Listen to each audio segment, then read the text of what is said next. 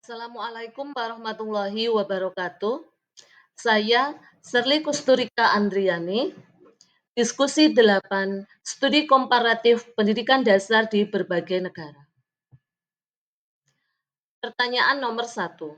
Menurut Anda, apakah sistem jenjang dan struktur persekolahan serta kebijakan pengelolaan pendidikan dasar di negara ASEAN dan Asia Pasifik memiliki persamaan dalam implementasi pendidikan yang Anda rasakan di lingkungan sekolah Anda?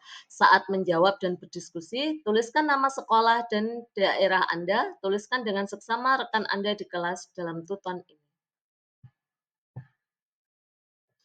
Jawaban nomor 1. Negara-negara di kawasan ASEAN dan Asia Pasifik umumnya menerapkan prinsip pendidikan untuk semua, dengan wajib belajar minimal 9 tahun. Struktur pendidikan terdiri atas prasekolah, pendidikan dasar 6 tahun, menengah 3 tahun, dan menengah atas 3 tahun. Indonesia dan Malaysia menggunakan sistem 6-3-3, sedangkan Jepang dan Korea Selatan 6-3-3-4. Dalam pengelolaan pendidikan, Indonesia menerapkan kurikulum merdeka dan otonomi daerah. Malaysia menekankan pemerataan mutu, Singapura mengusung Thinking School, Learning Nation, dan Thailand fokus pada pendidikan berbasis masyarakat. Semua negara berupaya meningkatkan akses mutu pendidikan dasar dan kompetensi guru. Persamaan implementasi pendidikan di SD Negeri 4 Karangsari dengan negara-negara ASEAN dan Asia Pasifik. Sekolah menerapkan prinsip pendidikan untuk semua dengan memastikan setiap anak memperoleh kesempatan belajar tanpa diskriminasi termasuk bagi siswa dari keluarga yang kurang mampu. Melalui kurikulum merdeka, sekolah berfokus pada literasi, numerasi, serta pembentukan karakter sejalan dengan kebijakan negara-negara di kawasan tersebut. Guru diberikan ruang berinovasi dengan pembelajaran berpusat pada siswa, sementara pengelolaan sekolah dilakukan secara kolaboratif antara kepala sekolah, guru, orang tua, dan masyarakat. Pertanyaan nomor 2. Silakan baca dan analisis artikel pertanyaan sesi 8. Paparkan hal-hal penting yang Anda temui dalam artikel tersebut. Berikut artikel pengayaan di sesi 8 dengan judul Pendidikan Dasar dan Era Pasar Bebas ASEAN. Apa yang perlu dipersiapkan? Jawaban nomor 2. Artikel ini menekankan pentingnya adaptasi sistem pendidikan dasar di Indonesia terhadap tantangan global di era pasar bebas ASEAN. Perubahan pesat abad ke-21 akibat kemajuan teknologi, globalisasi, dan krisis nilai kemanusiaan menuntut pendidikan yang futuristik, adaptif, dan berorientasi mutu. Pendidikan dasar memiliki peran penting dalam membentuk karakter, kecerdasan, dan kemampuan berpikir kritis generasi muda agar mampu bersaing secara global dengan kecerdasan intelektual, emosional, spiritual, teknologi, dan lingkungan. Namun, pendidikan di Indonesia masih menghadapi kendala seperti kurikulum yang sempit, pembelajaran normatif, dan manajemen sekolah yang konvensional. Penulis menawarkan solusi strategis berupaya berorientasi visi pendidikan, penguatan kurikulum abad ke-21, penerapan pembelajaran aktif dan kreatif, peningkatan profesionalitas SDM, serta penerapan manajemen sekolah post-birokratik yang berpartisipatif dan terbuka terhadap masyarakat untuk menghadapi tantangan global.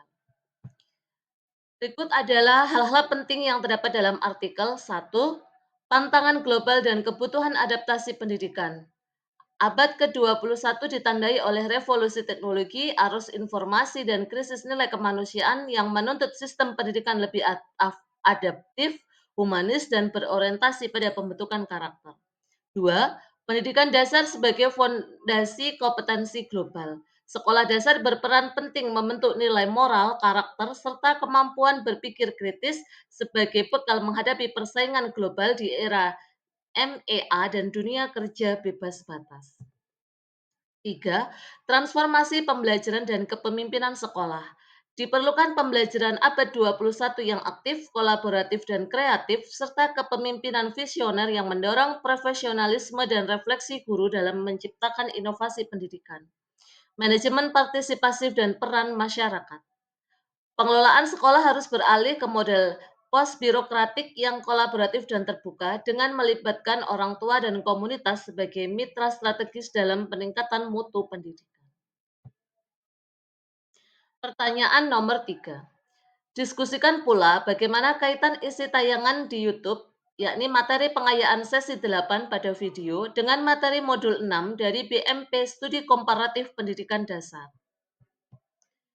Jawaban nomor 3. Tayangan YouTube yang berjudul Introduction to Asian Education adalah ringkasan yang sangat relevan dan bisa dianggap sebagai studi kasus praktik untuk materi yang ada di modul 6 mata kuliah studi komparatif pendidikan dasar di berbagai negara. Video tersebut membahas perbandingan sistem pendidikan dan tantangan yang dihadapi oleh negara-negara di kawasan Asia Tenggara. Berikut adalah 3 hal isi tayangan yang terdapat pada video di YouTube. 1. Perbandingan sistem pendidikan dasar di berbagai negara ASEAN seperti Indonesia, Filipina, dan Malaysia dengan struktur jenjang yang berbeda. 2.